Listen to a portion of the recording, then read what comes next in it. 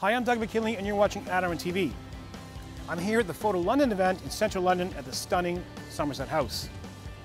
It's an event that brings book publishers, photographers and galleries together to chat about all things photography. And for us, that means we get the chance to talk to some of the participants. And lucky enough, I have Spanish photographer Isabel Muñoz on hand to chat about her work. So welcome to the show, Isabel. Really nice to meet you. I've been immersed in your work in the last couple of weeks.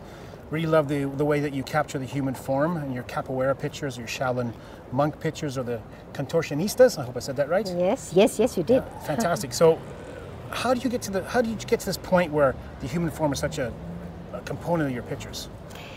It's the human person has always been present. Even when I was a small kid and without a camera, I liked to be invisible. And when nobody would look at me, I would like to take pictures without a camera, seeing the feelings and telling stories to myself. At 13 years old, I was able to have a camera, and I've been investigating on us. Mm-hmm. Where do we come from? What have we lost? Where are we going? What are the links of where we did come? And my worry now is the future, my grandchildren's. And sometimes I use the body or dance as pretext to speak about the human person, feelings, because through the camera, if you have time to look at it, you can see feelings. So I know that in your younger days you were sort of tossing up between photography and dance. How is that whole experience as a dancer? How's that conveyed in your pictures? Well, I think first of all, culturally, I'm Spanish, and in Spain, we are born with dance in our veins, in our bodies, no? And I always loved dance, and I dance. My parents didn't allow me to go further on, so when I chose photography, and I can never photograph anything I don't love, of course, dance was in it. And I've been dancing, and I think I'll end up dancing like all dancers through my photography and through my life. The other part of your work I really enjoyed is you've got this real great sense of primitive people. I don't want to say primitive, but maybe in the West we look at them as primitive, but photographically they're really enticing. How did you what was your impetus to do that? Well, I've always been looking for the link, no? And I started looking for the tribes, especially in Ethiopia, that live backwards to progress, that live with nature, and that they use their bodies like a book to tell stories and to speak about it. So I've always been interested. Of course, they come rare and rare, but I like to learn. I've learned many things about them, how we evaluate it through nature, how they learn through nature, how sometimes we look at them with our eyes, we see them naked, and they're not naked, they're dressed. They have the power to be able to dress themselves with nature through all those images. You don't only speak about us because we were like them, about what we have lost. We also speak about the minority problem. No? Why don't they have rights? What rights do they have? I mean, all those things. But it's always through the body. So earlier we were talking about some new work you might be embarking on. A lot of it's to do with the environment in our world. Can you tell us a little bit about that?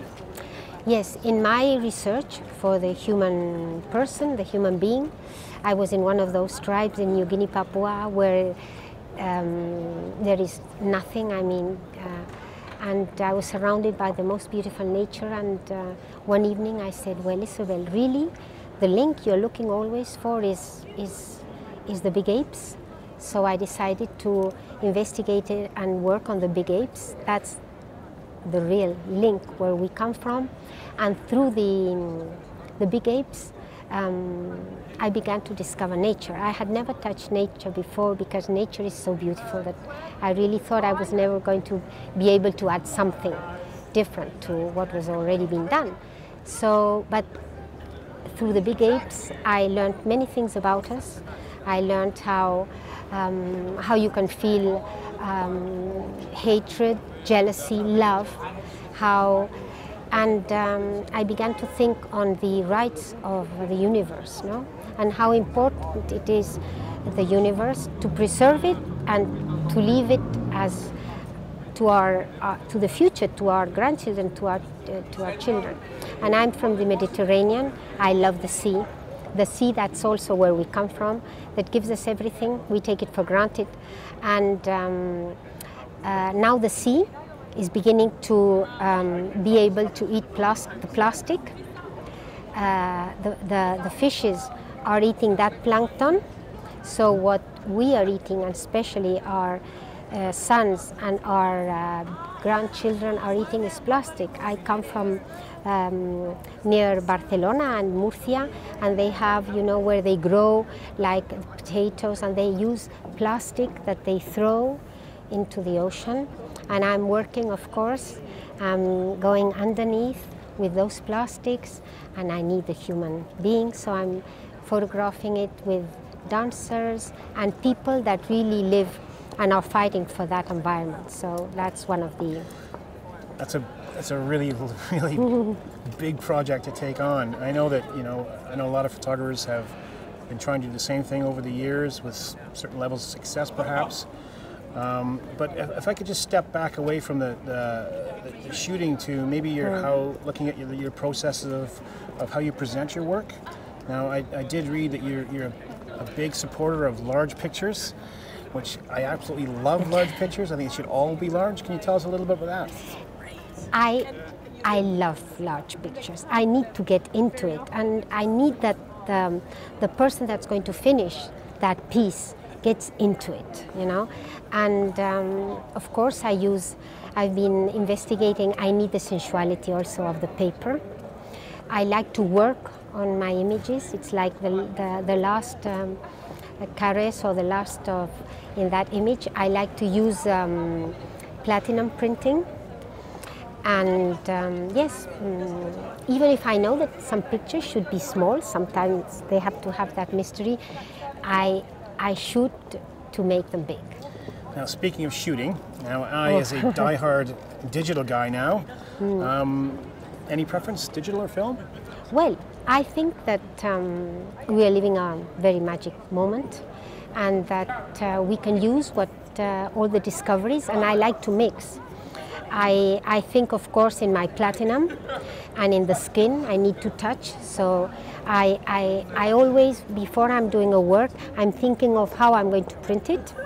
And I go, if I have time and it's safe and I don't have to run, then I like always to do the first in film and then in digital. Are you shooting color film or black and white film? I always shoot now in black and white.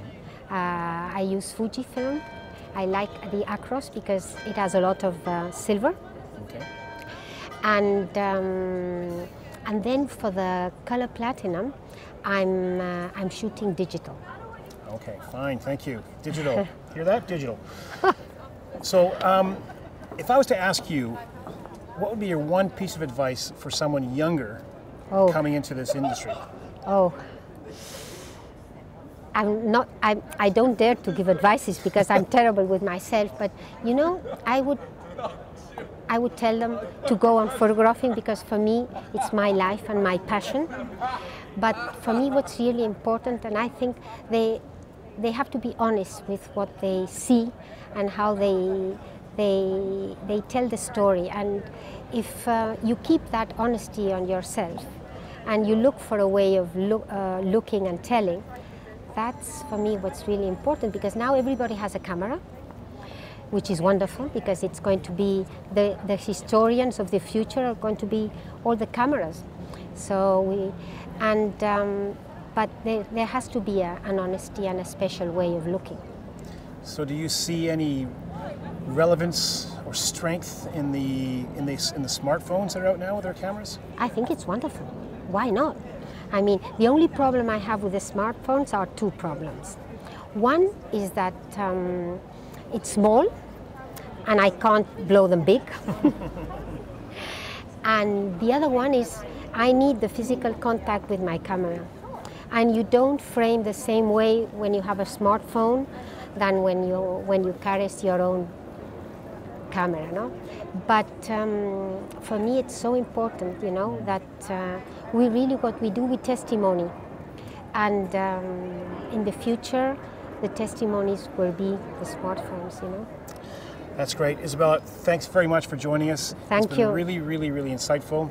Thanks for watching. I'm Doug McKinlay for Adorama TV. Don't forget you can subscribe to Adorama TV for more great videos and tell us what you think. You can like, comment, or share this video. And please stop by the Adorama Learning Center for more great tips and tricks.